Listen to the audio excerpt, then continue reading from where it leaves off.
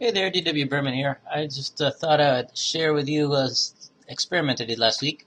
Um, there's a long history in LightWave of users taking something and animating it over the space of one frame, and then using motion blur to combine all those frames back together into an interesting look. And that's what I did here.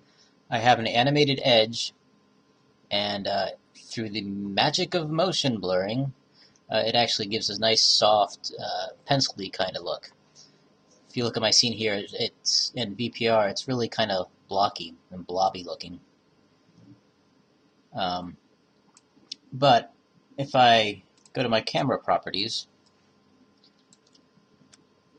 and I went down here to motion blur, I guess it could be photoreal, but basically the big thing is you need to have motion blur passes set to something higher than 1, and in this case I use 12, so if I hit F9 you can see as it's rendering these blobs are moving back along the z-axis. And I'll show you in a minute how I set that up. So yeah, there's how we got our nice soft edge. If I go to the object properties, objects, properties, and I come to the edges tab, you can see I am using nodes. If I click edit nodes, you'll see, you can ignore this one for now. You'll see I have my crumpled texture going into the silhouette edges, taper, sharp creases taper, surface borders taper.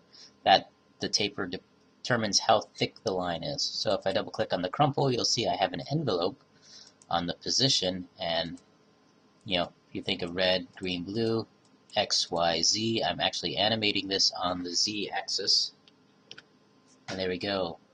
From frame 0 to frame 1, it's moving in the negative z-axis 1 meter. And I have the post behavior set to repeat.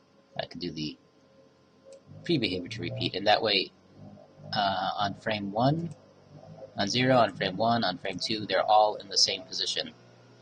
The texture is in the same position on all of them. So that's how I got that animated move. Let me try this. If I hit the preferences, open the preferences, and let's see, where is it? General? Yeah, fractional keyframes. If I turn fractional keyframes on, you can see my time slider now has a decimal point after it. So if I scrolls quietly, you can kind of see the thing moving in my VPR preview.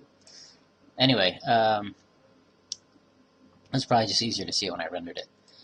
So that's kind of neat. See, I had this animation I did with this other setup, and you'll see there's a bit of a problem with this technique. When you use the silhouette edges, as the craft rotates, you'll see the silhouette edges pop in and out. So that's not a particularly good look, but that's, if you can get away without using silhouette edges, you could use this technique. You might notice that I have different colors in here, and that's because I also animated the color. So let me show you how I set that up. First, I'm going to change my background color to backdrop options. I'm going to set the backdrop option to black. And on my object, I'm going to click in here to the nodes. I'm going to reconnect my color. And there we go. There we go. And where's that last one? There, my colors are all connected. Okay, I did animate the scalar node here, so you can see I have animation from 1 to 0 across one frame. And what this lets me do is this lets me fade between the background color and the foreground color, so you can set these colors to whatever you want. So now let's look at the render tab. Let's set the object to be completely black by turning on the matte object. And you can, of course, change the color to make this object a solid color, any color you want. But this way, we're not getting lighting and surfacing detail. Okay, so now, as I'm rendering, you can watch, not only is the pattern moving through the back ways, yeah, the color's also animating. It's fading from white to red, basically. And that gives us this colored fuzzy edge, which I thought looked kind of interesting.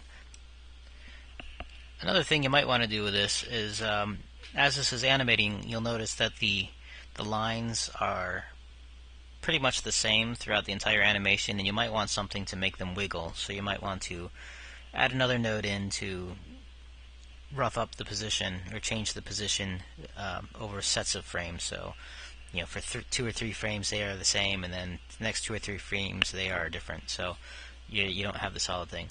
As I mentioned before, this is a long-standing technique. This was shown in this painting with polygons video, where they actually use displacement and yeah, motion blur to give a painterly look. That link will be in the description. So subscribe if you like tutorials like this. Subscribe. I try to get something up every week. If it might just be a test render, or it might be a tutorial like this one, or an overview. And also check out our stuff at liberty3d.com, where we have some great tutorials for LightWave and other programs by me and some other artists. So check that out. And also, thank you very much for subscribing. This is what I'm going to call the Circle episode. This is the first episode where we've had over 360 subscribers. So thanks for watching. Thanks for subscribing. I hope you're getting a lot out of this, and I hope you have a great day. So thanks for watching.